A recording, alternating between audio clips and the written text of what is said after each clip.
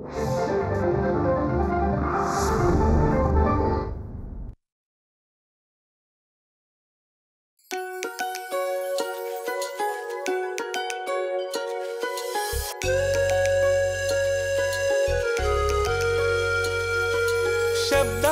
हे विश्व वेगळे, क्षणाक्षणाला साद घालते. कधी साजिरे स्वप्न सोहळे, मना मनाला वेड लावते. नव्या नव्या या वाटेवरती जगा वेगळी कथा रंगते. पदर धुक्याचा शोधित असता कवितेचे पाऊल वाजते. वाचू आनंदे, वाचू आनंदे, पुस्तकातले अंतरंग हे वाचू स्वानंदे, वाचू आनंदे. नमस्कार. वाचू आनंदेच्या या भागामध्ये सगळ्या रसिक वाचकांचं मनपूर्वक स्वागत. 20व्या शतकाच्या प्रारंभी मराठी साहित्यामध्ये आमूलाग्र अशी क्रांती झाली. म्हणजे तो काळ होता नासी फडके, वि स खांडेकर यांच्या मखमली राजेशाही लेखणीचा. समाजाची एक मखमली राजेशाही बाजूच त्यांनी आपल्या लेखनातनं मांडलेली होती. अशा या काळामध्ये वास्तविकतेचं चित्रण करणं म्हणजे खूप धाडसी समजलं जायचं. पण हाच धाडसी निर्णय घेऊन समाजातली वास्तविकता आपल्या लेखणीने टिपणं हा प्रयोग ज्यांनी केला आणि तो यशस्वी करून दाखवला, त्यातल्या एक साहित्यिका, लेखिका म्हणजे मालतीताई बेडेकर. मालतीताई बेडेकर यांनी श्रद्धा, बीके म्हणजे बाळूताई खरे हे त्यांचं माहेरचं नाव, बीके, श्रद्धा, कटुसत्यवादिनी अशा टोपण नावांनी भरपूर लेखन केलं. पण त्यांची विशेष गाजली ती विभावरी शिरूरकर. मालतीताई बेडेकर यांच्या साहित्याला समर्पित आजचा आणि याहून पुढे काही भाग आहेत आणि त्यांच्या साहित्याचं वाचन करण्यासाठी आपल्या बरोबर आहेत सुप्रसिद्ध अभिनेत्री शर्वरी पाटणकर आणि सुप्रसिद्ध अभिनेत्री अनिता दाते केळकर. नमस्कार. आपल्या दोघींचंही स्वागत आहे या कार्यक्रमामध्ये. धन्यवाद. शाळेत असल्यापासून आपल्याला वाचनाची गोडी लागते किंवा निरनिराळं साहित्य आपल्या समोर येतं आणि मग त्यातनं आपण निवडतो की मला हे वाचायला आवडतं, मला कादंबरी वाचायला आवडते किंवा मला वास्तविकतेचं चित्रण ज्याच्यामध्ये असेल अशा गोष्टी वाचायला आवडतात किंवा अजून काही. तर तुमच्या दोघींबरोबरचा हा पहिलाच भाग आहे. कसं वाटतंय? वाचू आनंदेमध्ये आज आम्ही दोघी आलोय. अर्थातच खूप छान वाटतंय आणि वाचनाचा प्रवास अर्थातच आपला सगळ्यांचाच लहान वयात होतो. मी बालमून शाळेची असल्यामुळे शाळेतनंच साहित्य वाचनाला खूप आम्हाला प्रोत्साहन दिलं गेलेलं आहे आणि वाचन मी खूप वैविध्यपूर्ण प्रकारचं केलं. मी चिंतन खानोलकर मला आवडायचे किंवा आत्मचरित्र, अनेक आत्मचरित्र वाचली आहेत कारण त्यामुळे त्या व्यक्तीचा जीवनातला प्रवास आपल्यासमोर उलगडतो आणि आपल्याला त्यातनंही खूप शिकता येतं, आपल्या व्यक्तिमत्वात फरक पडतो. आणि मराठी भाषेला आता अभिजात भाषेचा दर्जा प्राप्त झाला आहे.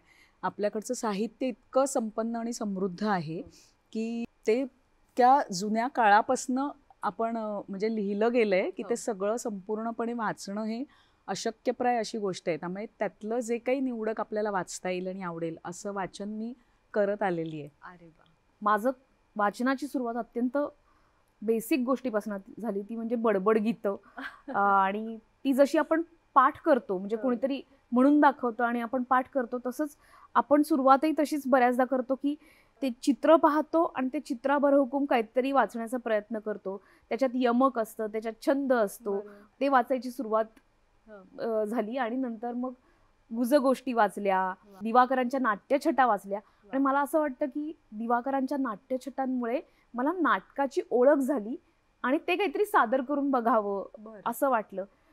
नाशिकची आहे मूळची आणि माझ्या आसपास इतकी मंदिरं आहेत, इतक्या छोट्या छोट्या गोष्टी आहेत की आपल्या कानावरती पडणारे नाद, काही ओव्या, काही स्तोत्र, काही मनाचे श्लोक असतील किंवा अभंग असतील, मंदिरांमध्ये चाललेलं प्रवचन असेल, इतकं ऐकलं जायचं आणि मग तसं काहीतरी वाचलं जायचं. तर ज्ञानेश्वरी काही मी वाचलेली नव्हती पण रोज नित्य हरिपाठ चाले आणि ते कानावरती पडायचा आणि मग आपण आता हे वाचून बघू अशी काहीतरी वेगळी ओळख झाली. म्हणजे आधी ऐकून आणि नंतर ते आपण वाचून पाहिलं पाहिजे असं काहीतरी वाटायला लागलं आणि मग मी वाचनाकडे वळले. मालतीताईंनी वेगवेगळे प्रयोग केले लेखनामध्ये आणि त्यामध्ये विशेष त्यांची गाजलेली विभावरी शिरूरकर. म्हणजे हे टोपण नाव घेऊन त्यांनी जेव्हा लिहायला सुरुवात केली तर त्यामध्ये समाजाचं वास्तव चित्रण असो किंवा समाजात स्त्रीविषयी असलेली जी सत्यता आहे तो काळ एक वेगळा होता. म्हणजे बालविवाह असतील किंवा स्त्रीवर होणारे अत्याचार याविषयी परखडपणे मतं व्यक्त करणारी लेखिका म्हणूनही त्यांना ओळखलं जात होतं. अर्थात त्यांनी जे टोपण नाव धारण केलेलं होतं विभावरी शिरूरकर त्या नावाने. तर त्यामध्येच की हे सगळे विषय बांधून त्यांनी जे पुस्तक लिहिलं त्यातला एक लेख आता आपण वाचणार आहोत, कळ्यांचे निश्वास मधला. अनिता, तुझ्यापासून सुरुवात करूया. हो. कळ्यांचे निश्वास. सुकलेल्या कळ्या. त्यांना पाण्यात भिजत घालून मोठ्या आशेनं मी त्यांच्या तोंडाकडे पाहू लागले. माझा नित्याचा हाच क्रम असे. सहानुभूतीचा सुखमय स्पर्श झाला म्हणजे अंग थरारते. त्याप्रमाणे शीतल जीवनाने होरपळलेल्या त्या कळ्यांना किंचित टवटवी येते. त्यांची कोमेजलेली तोंडे पाहून मला अगदी गहिवर ये. नेत्रातील अश्रू कळ्यांना भिजवून पाण्यात मिसळून जात. माझा हा क्रम पाहून कुणी मला फुलराणी म्हणत तर कुणी फुलवेडी म्हणत, कुणी काही म्हणो. पण मी खरंच सांगते की त्या कळ्यांचे हृद्वत, त्यांची मुकी भाषा मला जितकी कळते तितकी फार थोड्यांना समजत असेल. त्यांचे वायूवर विरणारे मूक निश्वास मला जितक्या स्पष्टपणे ऐकू येतात तितके फार थोड्यांना येत असतील. माझा अवघ जन्म फुलात आणि कळ्यात गेलेला. तेव्हा त्यांचे दुःखाचे कड व निराशेचे मूक बोल मला सहज समजतात.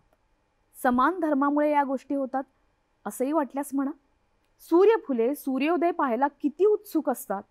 सूर्योदय झाला, एकदा तो दृष्टीस पडला की क्षणाची उसंत न घेता सूर्य जसजसा फिरेल तसतशा माना हलवून ती आपली हितगुजे एकदाची सांगून टाकतात. कुठपर्यंत? अगदी सूर्य दृष्टीआड होईपर्यंत. तरी बिचाऱ्यांची तृप्ती होत नाही. सूर्य दृष्टीआड झाला की बिचारी हिरमुसली होऊन एवढाली तोंड करून दुःखाने मान टाकतात. माझ्या काही कळ्या अगदी अशा आहेत. मला पाहून त्यांना काय सांगू नि काय नाही असे होते. मी जायला लागले की त्या अगदी हिरमुसल्या होतात आणि म्हणतात सुद्धा, हे ग काय, आत्ताच कसली जातेस? पण या इवल्याशा कळ्यांची दुःख पण इवलालीच. दुःखाने वेंधून ज्यांना मुक्याच बनवल्या. अशा कळ्या कुठल्या दिवसभर बोलणार? त्यांची दुःखे त्यांच्या चेहऱ्यावर मुद्रित झालेली असतात. त्यांच्याकडे पाहून माझ्या पोटात कालवा कालव होते. वाटते मुक्या दुःखानं या कळ्या कायमच्या करपतील. यांनी एकतरी अश्रू गाळावा, एकतरी शब्द बोलावा. याच इच्छेने काळजीपूर्वक मी त्यांच्याकडे टक लावून बघते. माझ्या अश्रूचा स्पर्श झाला की त्या कळ्या टवटवीत होतात आणि आपली मनोव्यथा मजपाशी सांगून दुःख हलके करतात. त्यांचे दुःख दुसरं कोण विचारणार? आणि खरं म्हणजे त्यांच्याबद्दल लिहून तरी काय करायचे? कुणाला त्यांची पर्वा वाटते? कोण सहानुभूतीने पाहतो? एवढी पर्वा आणि सहानुभूती असती तर या कळ्यांना सुकण्याचे आणि पायदळी पडून निर्माल्य होण्याचे काय कारण होते? असे जरी मी म्हटले तरी पण ज्या कळ्या माझ्या डोळ्या देखत सुकल्या, सुकत आहेत आणि सुकणार, त्याबद्दल माझ्यासारख्या फुलवेडीला का बरं वाईट वाटणार नाही? मला वाईट वाटते. म्हणूनच मी त्या कळ्यांच्या गोष्टी बोलते. आपण सुंदरपणे उमलावे, हसावे, डुलावे, आपला सुगंध दरवळावा, असाच कळीचा जीवन हेतू. त्याला ती बिचारी अगदी गुपित म्हणून हृदयाशी धरून असते. ती बाकी काही बोलली तरी अंतःकरणाच्या पेटीत मोहर करून ठेवलेली ही एक गोष्ट. ती अगदी दुसऱ्याला दाद द्यायची नाही या बाबतीत. जगाला काय माहित? त्याला कळी सुकली एवढेच दिसणार. कोण पाहतो ती का सुकली ते? कधी दवबिंदूंनी कळीला छेडल्याने ती विद्ध होऊन सुकेल, तर कधी पुढच्या गोड स्वप्नात गुंगून मायेघरी मायेच्या अंकावर असताच ती वणव्यात सापडेल. कोणी मोठ्या प्रीतीने तिच्या कोवळ्या गळ्याला नख लावील, तर कोणी तिला मस्तकी धारण करण्याचे मीश दाखवून आपल्या मस्तकातील कुविचारांच्या धगीने तिला करपवील. कधी झंझावाताचा धांगडधिंगा सहन न झाल्याने ती गळून पडेल, तर कधी अंगच्या भित्रेपणानं नाहीतर अंगदोषानं जागच्या जागी काळवंडून जाईल. एक ना दोन, कितीक कारणे कितीक कळ्यांना सुकवतात. कळ्या सुकल्या, गळून पडल्या. लोक शिती न बाळगता त्यांना तुडवून पुढे गेले. त्या दवबिंदूंना, वणव्याला, वायूला व कुविचारी मस्तकाला कोण दोष देणार? आणि कोण एवढे पाहतो? कोणी नुसतेच म्हणतील, काय या कळ्या अगदीच खुरटलेल्या, कधी फुलायच्या म्हणून नाहीत, जातच वाईट. कुणाकुणाला कळी फुलायला आणि फळ धरायला पाहिजे असते. ते म्हणतील, रोगटच जात ही, नसली जात वाईट, अंगदोष नसला तरी मुकी सुकुमार कळी ही जातच वाईट, असं म्हणणाऱ्यांना काय सांगणार? तिनं नुसता जगाचा उपहास ऐकून दुःखाचा निश्वास टाकून सुकायचे. तिच्या निश्वासाबरोबर निश्वास टाकणारा आणि तिचे मुके बोल उमजणारा एखादाच फुलवेडा निघायचा. एखादा कसलेला सहृदय माळीच तिच्या हृदरोगाची कारणे उकलायचा. मग कोणी म्हणेल, तू कुठे कसलेली माळीनेस? नसेल. पण सहृदयतेला काय अशक्य? कळ्यातच माझा उभा दिवस जातो. त्या सुकलेल्या पाहून मला वाईट वाटते. ही जातच वाईट, असं बेपर्वाईने म्हणणाऱ्यांना आणि उपहास करणाऱ्यांचा मला फार राग येतो. उथळ दृष्टीने उपहास करणाऱ्याने दुःखित कळीला किती दुखावले हे त्याला कळत नसते. ते तिचे तिलाच कळणार. मग मी तरी कशाला लिहिते ते? माझे फुलांचे वेड कळ्यांना ठाऊक आहे. चांगल्या वाईट कळ्याही मला ओळखतात. त्यांच्यातच माझा जन्म गेलेला. त्यांच्याशी मी बोलते तेव्हा त्या म्हणतात, ताई तू फुलवेडी खरीच, पण वेडी आहेस बाई. अगं तुला सगळ्या कळ्यांचं हितगुज आणि मन कळायला तू काय मनकवडी आहेस? खरंच आहे, मी नाहीच मनकवडी. पण मी तरी कुठे सगळ्या कळ्यांच्या गोष्टी लिहिते. ज्या सुकल्या कळ्या माझे झरणारे अश्रू पाहून माझ्याशी बोलतात, त्यांचे जीव कसे सुकले हे मला माहीत आहे, त्यांच्याबद्दलच मी बोलते. आणि तुम्ही नाही का माझ्याशी हितगुज करणार? लोकनिंदेला वाटत नसली तरी तुमच्या जातीबद्दल तुम्हाला कशी सहानुभूती वाटत नसेल? सबंध दिवस दुःखाच्या तिरमीत काढून संध्याकाळच्या वेळी या मैत्रिणीशी तुम्ही नाही का आपलं दुःख हलकं करणार? माझ्या कळ्या सुकल्या तरी मी नाही त्यांची अवहेलना करीत. अगदी जातीच्या वाईट कळ्यांबद्दल सुद्धा मला वाईट वाटते. त्या सुकल्या तरी मी नाही त्यांना पायदळी तुडवणार. कळ्यांनी उमलावे म्हणून मी कितीदा त्यांना रात्री पाण्यात टाकले आहे. मग कितीतरी कळ्या रात्रीच माझ्याकडे पाहून खुदकन हसल्या आहेत. मी त्यांच्याच गोष्टी देऊ का? पण ज्या हसल्या त्यांच्या दुःखाची गोष्ट मी नाहीच देत. पाण्यातही टाकून ज्या उमलल्या नाही, पण माझ्या आस्थेमुळे त्यांनी आपले हृदगत माझ्याजवळ सांगितले, तेच आणि तसेच मी सांगते. त्या ऐकायच्या पूर्वी मी मागे सांगितले ते विसरू नका हो. नाहीतर म्हणाल, हे काय या कळ्यांच्या साऱ्या गोष्टी प्रेमाच्या, याकरिताच का त्या सुकल्या? पण असं म्हणून उपहास नका करू. कळ्यांची स्वप्न फुलण्याचीच असायची. त्यांनी फुलायच्याच गोष्टी बोलायच्या. तेच त्यांचे जिव्हाळ्याचे गुपित. वरवर त्यांनी दुसऱ्या अनेक गोष्टी केल्या तरी हृदयातील गोष्ट हीच, प्रेमाची गोष्ट. पण त्यात किती तऱ्हा. सहज रानात जावे, जिकडे तिकडे हिरवीगार वनश्री दिसावी, पण हिरव्या हिरव्या रंगात तरी किती छटा. एक हिरवा रंग काही दुसऱ्यासारखा दिसायचा नाही. तसंच इथे सुकलेल्या या कळ्यांच्या गोष्टी फुलण्याच्या, प्रेमाच्या व निराशेच्या असल्या तरी त्यात किती तर आहेत. या सगळ्याच काही मी तुम्हाला सांगत नाही. अफाट पसरलेल्या मानवजाती इतकीच प्रेमदुःखीही अपार आहेत. तुम्ही तरी काय आणि किती ऐकाल? माझ्या कळ्यांचे दुःख माझ्या हृदयातून आजच्या दिवस तरी कमी करावे, एवढ्या पुरताच मी काही गोष्टी तुम्हाला सांगते. पण हे पहा, मी पाण्यात टाकलेल्या या कळ्या निश्वास टाकू लागल्या. तुम्हाला नाही ऐकायला येत? अगो बाई, त्या बोलायला पण लागल्या. वाचू आनंदे. कळ्यांचे निश्वास म्हणजे आत्ता या कथेमध्ये आलेली ती कळी हे स्त्रियांचं रूपक त्यांनी मांडलेलं आहे. आणि स्त्री जीवनातल्या वेगवेगळ्या व्यथा त्यांनी कळ्यांचे निश्वासमधनं वेगवेगळी रूपकं घेऊन मांडलेली आहेत. त्यामुळे हे वाद प्रतिवाद वेगवेगळ्या सभा भरल्या गेल्या. म्हणून या टीकाकारांवर खास 1949 साली विभावरीचे टीकाकार नावाने पुस्तक आलं. आणि प्रकाशक इतके हुशार होते, हं. त्यांना विभावरी कोण हे माहिती होतं, पण गोपनीयता त्यांनी फार कमाल बाळगलेली होती. आणि त्याच्याबद्दलचा एक किस्सा असा आहे की या पुस्तकावरती खूप टीका झाली, याच्यातल्या कथा अश्लील आहेत किंवा स्त्री मनाचा वेध घेणाऱ्या या कथा आहेत, पण त्याच्यात एक पद्धतीची बंडखोरी आहे. तर त्या बंडखोरीवरती लोकांनी आक्षेप घेतला. पण मालतीबाईंचे पती विश्राम बेडेकर यांनी जेव्हा हे पुस्तक वाचलं तेव्हा त्यांना ते अत्यंत कमाल पुस्तक आहे असं वाटलं. आणि त्यांनी एकदा चहाला ते बसलेले होते त्यावेळेस मालतीबाईंना ते म्हणाले की तू हे पुस्तक वाचलंयस का, कळ्यांचे निश्वास, फार सुंदर आहे पुस्तक, नक्की वाच. तेव्हा त्या म्हणाल्या की ते मीच लिहिलंय. आणि नंतर 13 वर्षांनी जवळजवळ मालतीबाई बेडेकरांनी स्वतःच सांगितलं की कळ्यांचे निश्वास हे माझं पुस्तक आहे आणि त्यात ती जी विभावरी आहे जिचा तुम्ही शोध घेता ती मीच आहे. तर ते अनेक वर्षांनी त्यांनी हे उलगडलं. आणि मुख्य म्हणजे या पुस्तकाला प्रस्तावना कोणाची लाभली आहे माहितीये का? मालतीताई बेडेकरांची.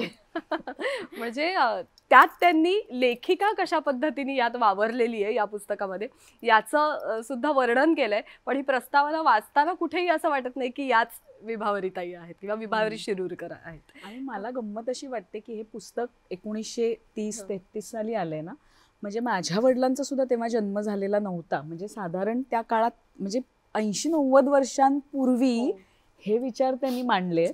आणि आज आपण मोकळेपणाने बोलू शकतो ह्याच्यावर. आपण आज सोशल मीडियावर वगैरे किती मोकळेपणाने बोलतो. हे निश्वास आपण खूप उघडपणे टाकू शकतो, जे त्या काळात त्यांनी लिहिले. मग किती काळाच्या पुढचा विचार आहे, काळाच्या पुढचा थक्क व्हायला होतं. आणि आजही परिस्थिती फार बदललेली नाही, हे रिलेट होऊ शकतं. हो, नक्कीच. ते एकदा वाचायला घेतलं की त्यातल्या वेगवेगळ्या कथा असं वाटायला लागतं की आपल्या अवतीभोवती अजूनही हे घडतंय का कुठेतरी, आणि आपण विचार करायला लागतो. तर त्यातलीच अजून एक कथा आहे आपल्याकडे आता. शर्वरी, ते वाचूया. हो, मी वाचते. त्या गोष्टीचं नाव आहे त्याग. बागेतून वाहणाऱ्या पाटाच्या कडेला मी बसले होते, पण मस्तक सुन्न झाले होते. इतकी फुले तिथे उमललेली, पण एकाही फुलाने माझे चित्त आज ओढून घेतले नाही. इतके हिरवेगार गवत गालिच्या सारखे पसरलेले, पण त्याने माझे मन किंचितही फुलले नाही. त्या पाटाचे सुंदर स्वच्छ पाणी मनोवेधक क्रीडा करीत जात होते, पण त्याच्या एकाही लहरीने माझ्या मनाला रिझवले नाही. मनात माजलेल्या गोंधळाने कानशिले तप्त झाल्याचा माझा मलाच भास होऊ लागला. पोटात एक प्रकारची कालवाकालव होत होती. 2 तऱ्हेच्या विचारांनी माझे मन हादरून गेले होते. दारिद्र्याने पिडलेले व पिळलेले आईबापांचे अंतःकरण एकीकडे, व माझ्या वैयक्तिक भावनांनी छेडून विव्हल केलेले माझे अंतःकरण दुसरीकडे, अशी स्थिती झाली होती. घरात माझी 4 भावंडे माझ्यापेक्षा लहान.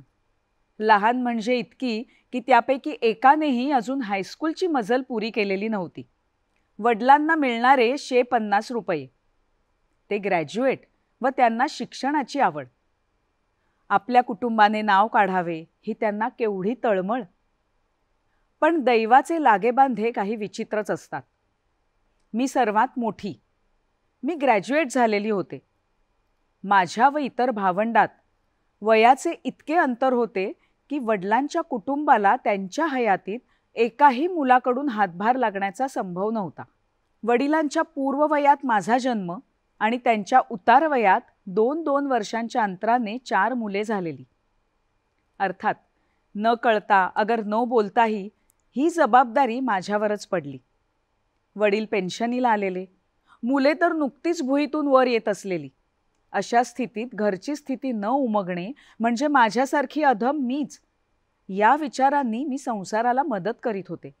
त्या मदतीची जरुरी होती हे बोलून दाखवण्याची मुळीच आवश्यकता नव्हती. आईदादांना ती कळत नव्हती असे नाही. त्या दोघांनाही संसाराची विलक्षण काळजी लागलेली मला दिसे. त्यांची ती तळमळ पाहून माझ्या पोटात तुटत असे. विशेषतः मुलीच्या मदतीने आपला संसार चालवावा लागतो हे शल्य त्यांच्या हृदयात सारखे बोचत असे. वस्तुस्थिती पाहता मी जरी मदत करीत असले, अगर तिची घरात अतिशय जरुरी जरी असली, तरी लोकांनी तसे बोलून व्रणावर आघात केल्याने आधीच व्यथित झालेली आईदादांची अंतःकरणे जास्तच हळूवार झाली असल्यास नवल नाही. सहजेचीच गोष्ट म्हणून सांगते. बोलता बोलता मी म्हटले, मालीला 150 रुपये मिळतात. ती एक कवडीसुद्धा घरात देत नाही. मारे चैन करीत असते. यात खरे पाहता मला घरच्या दारिद्र्याला उद्देशून काहीच बोलायचे नसून मालीचा उधळा स्वभाव दाखवायचा होता. पण मी असे बोलताच दादांनी व आईने एकमेकांकडे पाहिले. आई तर लगेच म्हणाली सुद्धा, आमचं आहे ना 18-20 दारिद्र्य. तिच्या डोळ्यात टचकन पाणी आले. मलाही वाईट वाटले.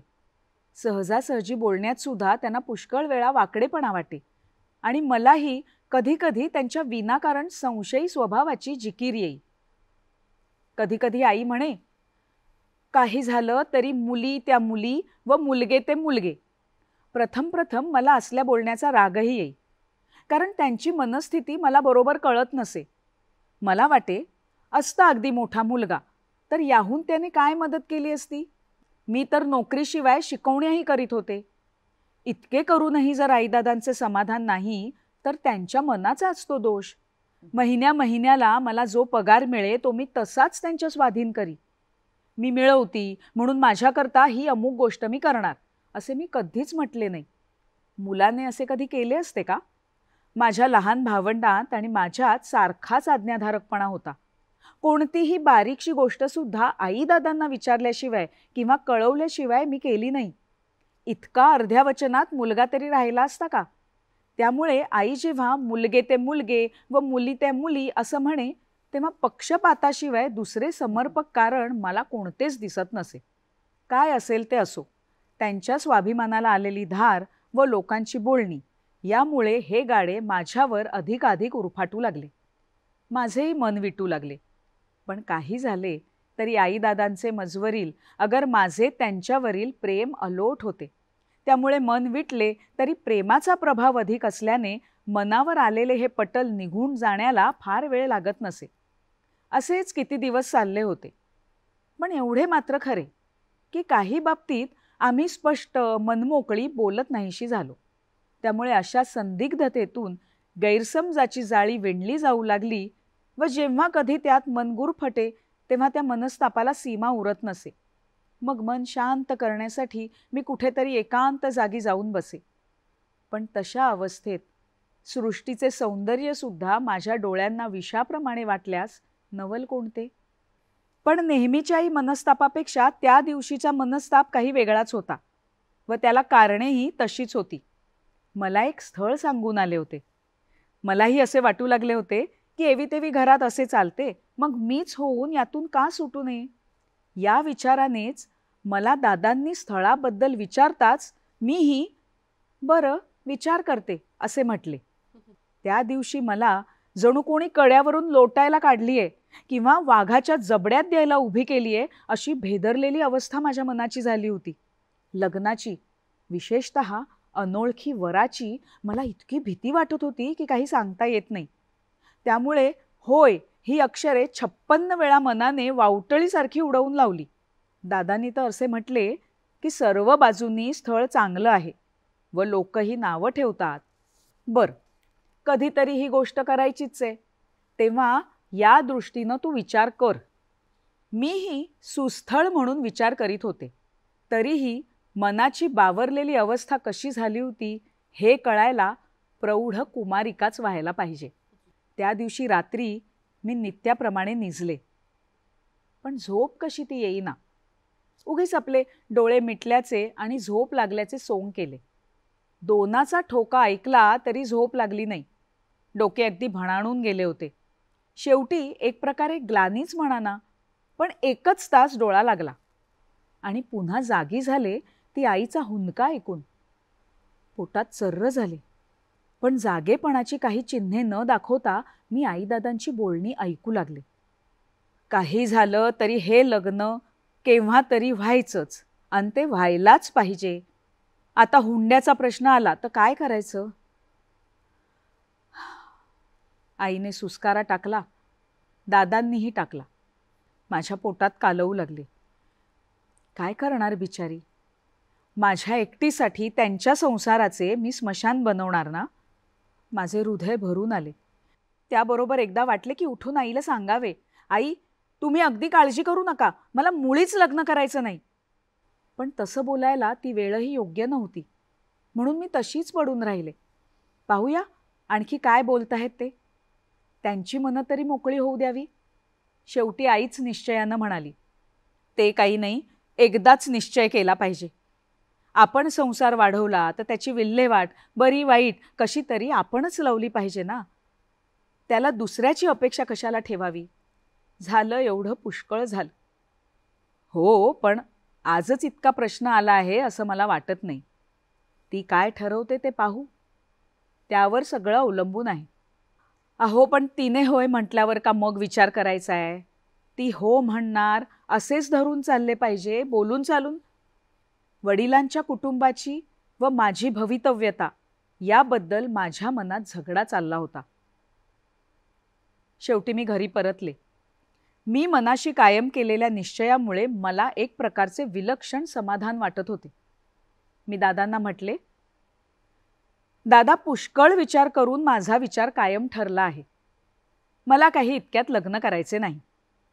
एका रात्रीत पराकाष्ठेच्या काळजीने माझ्याप्रमाणेच दग्ध झालेल्या आईबापांना निदान त्या दिवसापुरते किंचित समाधान लाभले असेल.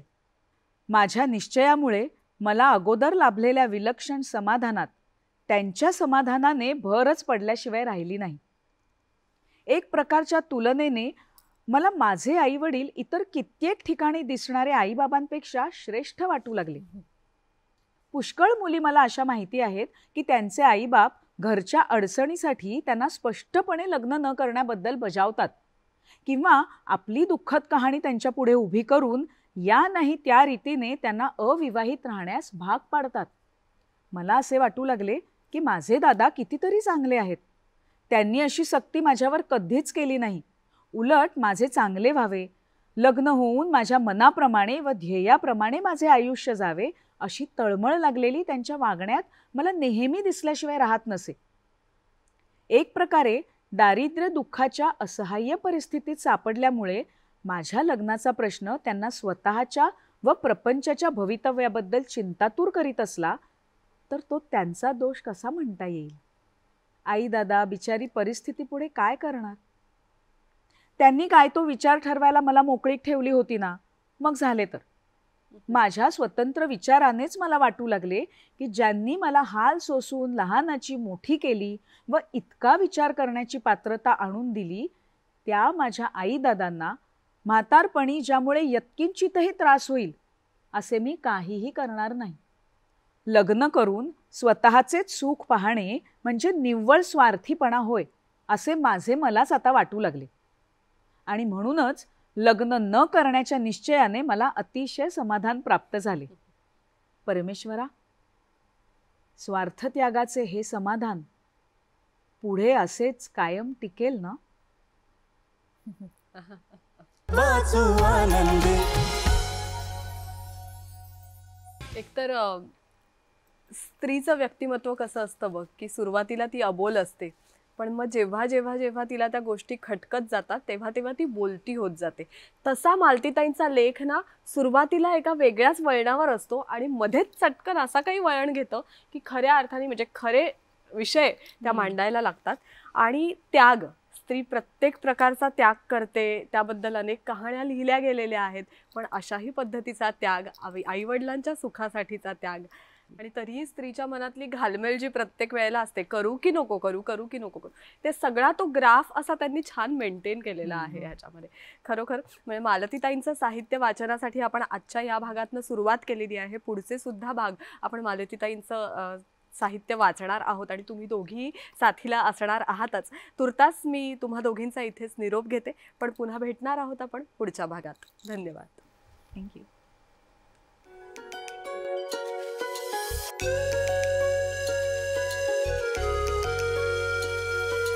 शब्दांचे हे विश्व वेगळे, क्षणाक्षणाला साद घालते. कधी साजिरे स्वप्न सोहळे